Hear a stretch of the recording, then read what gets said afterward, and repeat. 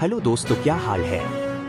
आज तारीख है 18 सितंबर, दिन बुधवार, हिंदी तिथि शुक्ल पूर्णिमा। और आइए बात करते हैं आज की मुख्य समाचार में दिन भर की 30 बड़ी खबरों पर नजर डालते हैं। मुख्यमंत्री योगी ने 50,000 करोड़ के लोन का किया वितरण, बोले ओडीओपी ने प्रदेश को नई पहचान दी। मुख्यमंत्री योगी आदित्यनाथ ने कहा कि 2017 से पहले यूपी में विकास की रफ्तार बंद हो गई थी। लोग पलायन कर रहे थे, असुरक्षा का माहौल था, बिजली नहीं थी, प्रदूषण नियंत्रण की तलवार थी, बाजार नहीं था, एनओसी मिलने में सालों लग जाते थे, दंगे होते थे। 2017 के बाद हमारी सरकार आई तो हमने परंपरागत उद्योगों को विकसित करने की योजना बनाई। हर जिले के विशिष्ट उत्पाद की चर्चा होती थी। अगर मेरठ की रेवड़ी थी तो हापुड़ का पापड़, लखनऊ की चाट, वाराणसी की दही जलेबी की चर्चा होती थी।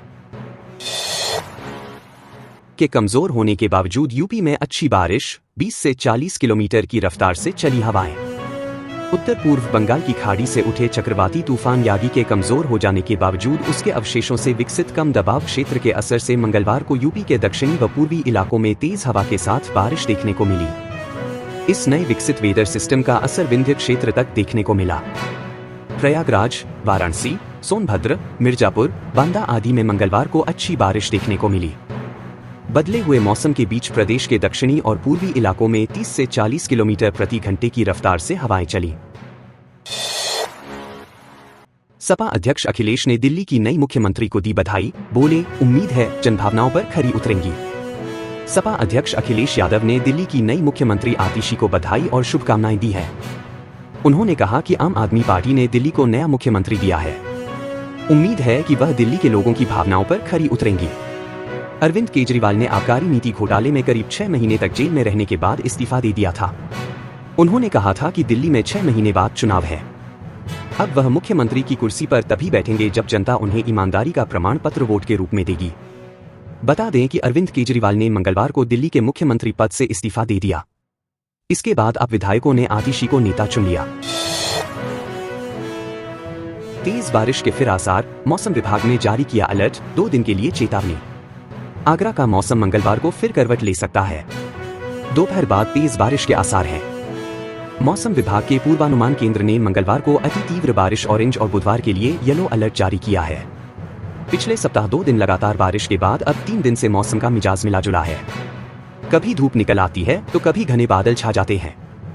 सोमवार को मौसम सामान्य रहा। अधिकतम तापमान 33.8 और न्यूनतम तापमान 25.6 डिग्री सेल्सियस दर्ज किया गया। मुख्यमंत्री योगी आदित्यनाथ ने वाराणसी में चल रहे विकास कार्यों और कानून व्यवस्था की सर्किट हाउस में समीक्षा की। इस दौरान उन्होंने रामनगर में बलुआ घाट स्थित गुंबद गिरने और एक व्यक्ति की मौत हो जाने की घटना को गंभीरता से लेते हुए कार्यदायी संस्था Uttar Pradesh power corporation limited की प्रदेश में चल रहे सभी परियोजनाओं की जांच कराने का निर्देश दिया। साथ ही उन्होंने पर्यटन विभाग, ठेकेदार और संबंधित नोडल अधिकारी के खिलाफ भी कार्रवाई करने को कहा। श्री योगी ने कहा कि किसी भी स्तर पर लापरवाही बर्दाश्त नहीं की जाएगी। यागी 26 सितंबर से 2 अक्टूबर तक चलेगा 155 घंटे का लगातार सफाई अभियान, बापू को दी जाएगी श्रद्धांजलि। उत्तर प्रदेश में मंगलवार से आगामी 2 अक्टूबर तक स्वभाव स्वच्छता, संस्कार स्वच्छता थीम पर स्वच्छता व साफ सफाई का विशेष अभियान चलाया जाएगा। वहीं 26 सितंबर से 2 अक्टूबर तक सभी नगरीय निकायों में 155 घंटे का लगातार सफाई अभियान चलाकर बापू को श्रद्धांजलि दी जाएगी। नगर विकास मंत्री ए.के. शर्मा ने इसके सफल क्रियान्वयन के लिए सभी निकाय अधिकारियों को निर्देश दिए। मंत्री ने रविवार को निकाय कार्यों की वर्चुअल समीक्षा में कहा कि पीएम के स्वच्छता संकल्प को पूरा करने के लिए सभी अधिकारी कमर कस लें।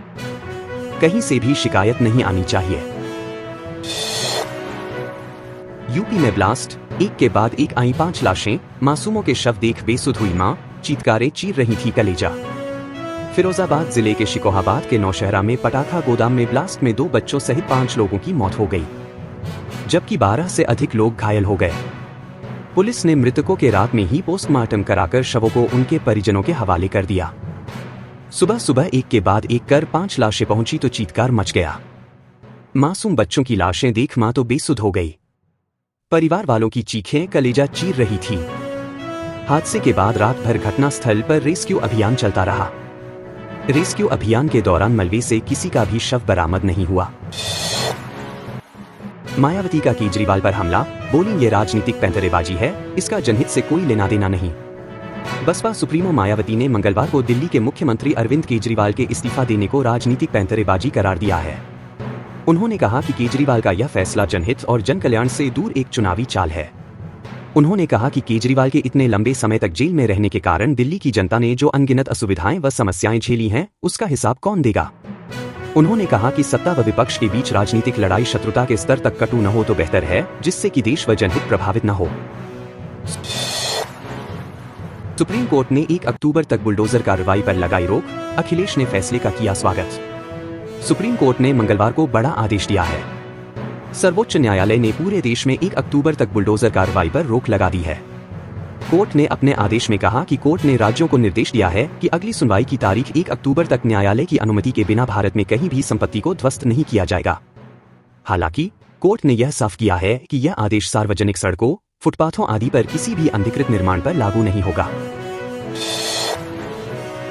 शाहजहांपुर में बाढ़, खतरे के निशान के करीब गर्रा नदी, घरों में घुसा पानी, राजकीय मेडिकल कॉलेज में अलर्ट। शाहजहांपुर में गर्रा और खन्नौत नदियों का जलस्तर लगातार बढ़ रहा है। खन्नौत नदी के किनारे बसे लोधीपुर में मंगलवार सुबह कुछ घरों में पानी पहुंच गया। नदी के किनारे रहने वाले लोगों के घरों में पानी पहुंचने के बाद भी लोग वहां पर रुके हुए हैं। हालांकि प्रशासन और पार्षद की ओर से उनको सुरक्षित स्थान पर जाने के लिए लगातार अपील की जा रही है, लेकिन लोग अपना घर छोड़कर जाने के लिए अभी तैयार नहीं है। उधर गर्रा नदी का पानी सुभाष नगर तक पानी पहुंच गया। वहीं राजकीय मेडिकल कॉलेज भी अलर्ट मोड पर है। मुरादाबाद में श्री श्री रविशंकर परिवार के साथ हो तो अलग रख दे मोबाइल, तनाव प्रबंधन पर बोले आध्यात्मिक गुरु। आजकल आम बात हो गई है कि एक ही कमरे में बैठकर परिवार के 4 लोग आपस में बात नहीं करते। सब अपना अपना मोबाइल चलाने में व्यस्त रहते हैं। अपनी परेशानियां, खुशियां एक दूसरे से साझा करने में हिचकते हैं। आमने सामने होते हुए भी पिता पुत्र के बीच व्हाट्सएप पर चैटिंग होती है। यही तनाव का कारण है। आध्यात्मिक गुरु श्री श्री रविशंकर ने यह बात सोमवार देर शाम दिल्ली रोड स्थित एक होटल में प्रबुद्ध वर्ग के साथ आयोजित संवाद में कही। उन्होंने तनाव प्रबंधन का उपाय बताते हुए कहा कि जब आप परिवार के साथ हों तब मोबाइल अलग रख दें। दिन में एक बार सब साथ बैठकर भोजन करें। मौसम ने अचानक बदली करवट, तेज हवा के साथ हो रही झमाझम बारिश, कल के लिए भी अलर्ट जारी। दिल्ली एनसीआर में मंगलवार दोपहर के बाद मौसम ने अचानक करवट बदली। तेज हवा के साथ कुछ इलाकों में बूंदाबांदी शुरू हो गई है। मौसम विभाग ने पहले ही मंगलवार के लिए हल्की बारिश का अनुमान जताया था। बुधवार के लिए भी बारिश का येलो अलर्ट जारी किया है। मौसम विभाग ने दिल्ली के दिलशाद गार्डन, सीमापुरी, शाहदरा, विवेक विहार, प्रीत विहार, तुगलकाबाद, इग्नू, डेरा मंडी के अलावा एनसीआर के कुछ स्थानों पर हल्की आंधी और बिजली गिरने के साथ हल्की से मध्यम वर्षा होने की संभावना जताई है। मसूरी में मूसलाधार बारिश के बाद छाया कोहरा, कई जिलों में येलो अलर्ट जारी।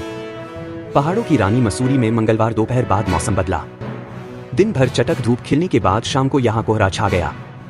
कोहरे की धुंध छाने से मौसम में ठंडक बढ़ गई। वहीं मौसम विभाग ने बागेश्वर में भारी बारिश का ऑरेंज अलर्ट जारी किया है। साथ ही नैनीताल, चमोली और पिथौरागढ़ में तेज बारिश का येलो अलर्ट जारी किया है।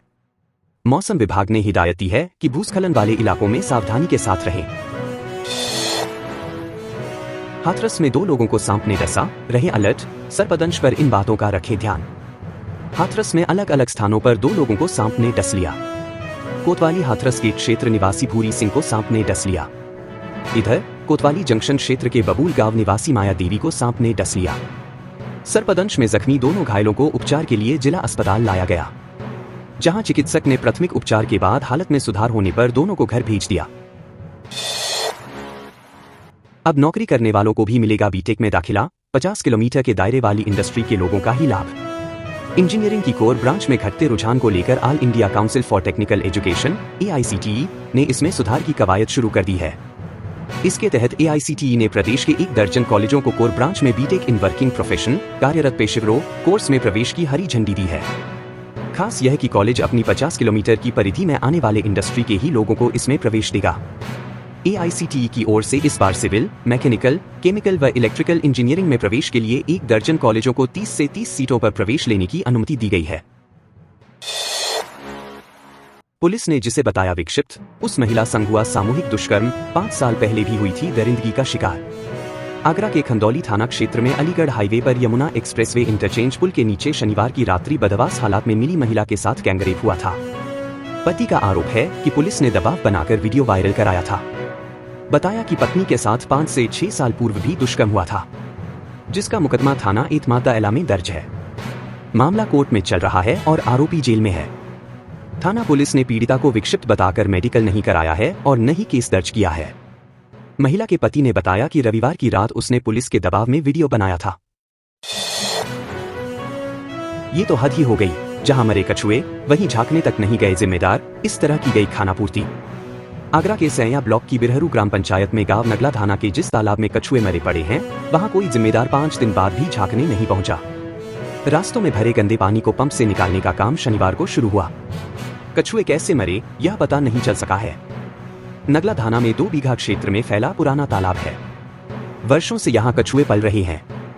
आरोप है कि प्रधान, सचिव और राजस्व कर्मियों की लापरवाही से तालाब किनारे कब्जे हो गए हैं। ताजमहल में जलाभिषेक और पूजा की मांग। कोर्ट में योगी यूथ ब्रिगेड की जीत, दूसरे पक्ष को बड़ा झटका। ताजमहल के तेजोमहल होने का दावा करते हुए सावन में जलाभिषेक, दुग्धाभिषेक और पूजा की मांग पर अब अगली सुनवाई 24 सितंबर को होगी। अदालत ने योगी यूथ ब्रिगेड के प्रदेश अध्यक्ष कुंवर अजय तोमर की ओर से दायर वाद में सोमवार को अहम आदेश दिया। प्रतिवादी एसआई के अधीक्षण पुरातत्व विद्या राजकुमार पटेल के अधिवक्ता की ओर से वाद को खारिज करने की अपील अस्वीकार कर दी। इस मामले में लघुवाद न्यायालय में न्यायाधीश मृत्युंजय श्रीवास्तव की अदालत में 13 सितंबर को सुनवाई हुई थी। प्रतिवादी एसआई के अधिवक्ता ने न्यायालय में आपत्ति दाखिल की थी। भूखे विश्वनाथ मंदिर परिसर में 1000 वाहनों के लिए बनेगी पार्किंग, शॉपिंग ब्लॉक व प्रसाद वितरण मंडप भी। बीएचयू के सबसे ऊंचे शिखर वाले विश्वनाथ मंदिर परिसर का नजारा जल्द ही बदला नजर आएगा। मंदिर के हेरिटेज से छेड़छाड़ किए बिना समूचे परिसर का पुनरुद्धार कर इसे आधुनिक और ज्यादा तीर्थयात्रियों के आगमन के लिहाज से उपयोगी बनाया जाएगा। विश्वविद्यालय प्रशासन यहाँ 1000 वाहनों के लिए पार्किंग, शॉपिंग ब्लॉक और प्रसाद वितरण स्थल समेत कई अन्य सुविधाएं मुहैया कराने जा रहा है। इसके लिए डीपीआर तैयार हो चुकी है और केंद्रीय लोक निर्माण विभाग सीपीडब्ल्यूडी निर्माण कार्य का एस्टीमेट तैयार करने में जुट गया है। 5.5 माह की गर्भवती थी छात्रा, परिजनों के पास 2 बार पहुंचा फोन, किशोरी के बारे पूछा। फतेहपुर जिले में बिंदकी कस्बे के बाईपास जाफराबाद गांव किनारे छात्रा का शव मिलने से इलाके में सनसनी फैली रही। हर कोई घटना करने वालों के साथ ऐसा ही कृत्य करने की मांग करता दिखा। वारदात के भयावह मंजर को घटनास्थल ही बयां करता है। बाईपास किनारे जहां से किशोरी का शव मिला है, उस स्थान से करीब 200 मीटर पहले एक पुलिया है। पुलिया के पास काफी खून मिला है। मौका देखकर अंदाजा लगाया कि पहले पुलिया के पास ही किशोरी की हत्या की गई होगी। बाईपास बंद होने की वजह से वाहनों का आवागम नहीं होता है। महिला दरोगा को बनाया बंधक, केस वापस लेने का दबाव। शोधे ने 87 बार अलग अलग नंबरों से की कॉल। लखनऊ के बीबीडी इलाके में 2 युवकों ने महिला दरोगा को बंधक बना लिया। शोधे पर दर्ज एफआईआर को वापस लेने का दबाव बनाया। विरोध पर जान से मारने की धमकी दी। फिर सड़क किनारे उसको छोड़कर भाग निकले। पुलिस ने एक नामजद समेत 3 पर गंभीर धाराओं में एफआईआर दर्ज की। फुटेज और मोबाइल नंबरों की मदद से आरोपियों को ट्रेस करने में पुलिस जुटी है। राजधानी के एक थाने में तैनात महिला दरोगा बीबीडी इलाके में रहती हैं। दोस्तों, अगर आप वीडियो पसंद करते हैं तो वीडियो को लाइक करें और चैनल को सब्सक्राइब करें और आप अपने जिले का नाम कमेंट बॉक्स में जरूर लिखें।